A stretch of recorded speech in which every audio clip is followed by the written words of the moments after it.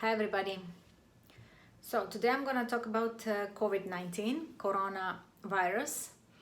I have been following the happenings all the time, and I want to explain now all about that and how is it happening, why is it happening, and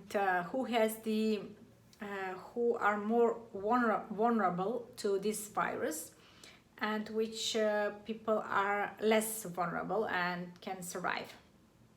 So, as per the statistics, until end of March, from the people who have already died from this virus, 0.1% are those who are healthy. So the chance of dying if you are healthy is 0.1. It's very, very, very low. Those who had diabetes, those who had cardiovascular disease is 10%, with diabetes is 7%, and those who had respiratory problem with breathing, with asthma, allergies, the percent is 6% from all who died until now. So what can we see from this?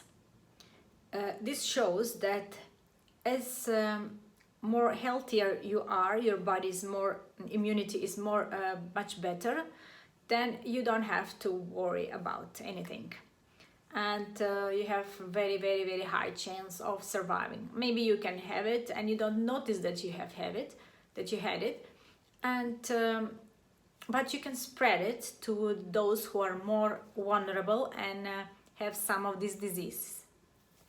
So there are two ways the coronavirus get in our body, which is through your gut, through your mouth, and through your nose in the lungs. So it's very important. The first one, as we talk about a lot about our gut, is if we have a strong immune system, a healthy gut with healthy microbiome, they can kill the viruses even already in the gut. But if we have dysbiosis and compromised gut, we don't have good immune bacteria who can fight this virus, who can kill it already while it's in the digestive system, so it will not go into the blood.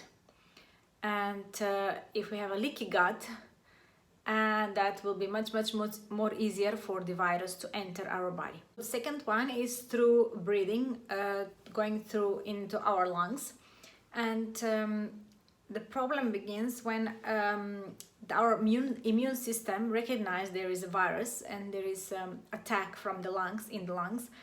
Our immune system, trying to protect us, creates antibodies and cytokines who are shooting all the time to the virus, and this shotgun becomes stuck and it's shooting, and it's flooding our lungs with mucus, and that's why the people drown in their mucus. In people who are smoking, who have lung problems like asthma, allergies, they are also more vulnerable to this virus.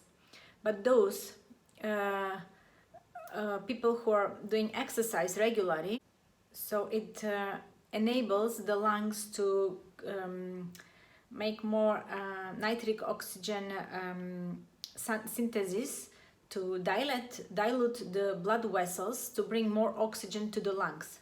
So they're more open and they're more able to respire, to bring oxygen to the lungs. So they're more capable of absorbing more oxygen and breathing. So if we don't exercise, if we are sitting on the couch and we are not eating properly food, we are eating hamburgers, so the lungs will shrink and it will constrict the lungs. It will not be able to absorb more oxygen, so the breathing is already shallow and cannot respire properly. The lungs are becoming more closed. So how can we increase the nitric oxide in our body to dilate the blood vessels to bring more oxygen to the lungs. Also, we can do it with the plant-based diet. All the plants, the polyphenols in the plants, they are the ones who brings more nitric oxide in our body. So the usual test they are doing is taking a sample from the nose. Actually, is going to the sinus to take a sample. So what they are testing the gene of the virus. So if they find this gene, that means the virus is present, which most of the time it happens is false negative. So it happened in my country also. They test the lady, it's negative, and she went back home and she died. After she died, they test her, then she was positive. So the proper testing, it's actually through the blood. Through the blood they check the antibodies, the IgG, IgM and IgA, and if you have raised antibodies, that means the body is fighting some inflammation. There is bacteria, virus. So usually if it's bacteria, virus, that means your immune system is fighting that. So if we are constantly eating unhealthy food, processed food or toxins, our immune system is constantly activated. So it's constantly fighting some offenders in our body. And when this virus comes, or any bacteria, it's making it more hard to fight it. So these people who have constant inflammation in our body, who have autoimmune diseases or any other disease symptoms, that's why they are more prone and they have higher percentage of getting all the symptoms and maybe die. What they did in China, actually, it shows up that the people who were in hospital already, who got the virus, they give them IV intravenous in their blood, the vitamin C mega doses, as I was discussing before. It's they're giving between 10,000 to 20,000 milligrams, which is huge dose of vitamin C, and it was successful in fighting this virus most of the time. Next thing, what they noticed during the time in the Spanish flu in 1918, when the sailors came back to Boston, they were in the ship in the closed area. They all got the viruses. They put them in the tent outside, and every day they were taking out the bed from the tent outside on the fresh air and on the sun. So the death rate was decreased by 30%, which means, of course, vitamin D. It's anti-inflammatory and it helps in the immune system to fight the disease, the virus. It is known that 30 to 50% of all people are deficient in vitamin D, unfortunately. So we don't go out on the sun more. But now we cannot go, but at least somebody who has a backyard, they can go regularly every day or on a balcony. Otherwise, take at least the supplement vitamin D to improve the immunity.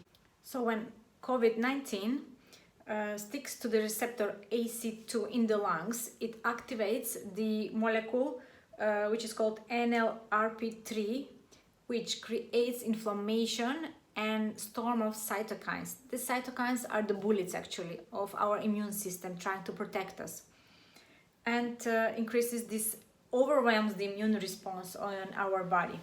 As I said, vitamin D downregulates this NLRP3 molecule, and also melatonin. So good sleep is very important for our immunity, to boost our immunity. Melatonin is our antioxidant. And next one is zinc. Yes, when zinc enters the cell, it doesn't let the virus go into the cell and replicate. So it stops the virus in the beginning. But the zinc absorption is very little from these supplements. But the polyphenols from the plants, they're acting as a ionifier to drive the zinc into the cell. So we need to increase the polyphenols and the plant-based diet. So what are polyphenols? Polyphenols is actually the color in the food that we eat. So the more strong color the food has, it has more polyphenols. And what are polyphenols? They are anti-inflammatory, antibacterial, antiviral, and antioxidant. So the scientists put in petri dish where they're testing in the lab, they put the virus and they add polyphenols and the virus stop replicating. So polyphenols block the protease, that's the enzyme, who allows the virus to penetrate and to replicate in the cell. The cholesterol, it's so those people who has more cholesterol in their blood, it's like, you know, if you have like 4 lanes of highway and now it's clogged and it's 3 ways, so in the same smaller airspace to have the same traffic, it's more congested. So the cholesterol molecules, they let the virus easily slide in, so there is no more oxygen traveling. It's making it more sticky and clogged. So those people who have cardiovascular diseases, they are more prone to this virus. They can get it much more easily and they may have higher chance of dying. Also to mention that all viruses and bacteria, they operate in a lower frequency. So in order to increase our frequency on the higher frequency in our body, we need to incorporate plant food. They have higher frequency. So if our cells are working on a higher frequency, it's much less, there's less chance to get the virus. To summarize, what are the best 5 things for our health? The first one is healthy nutrition, healthy food. Next one is exercise. Number 3 is stress management.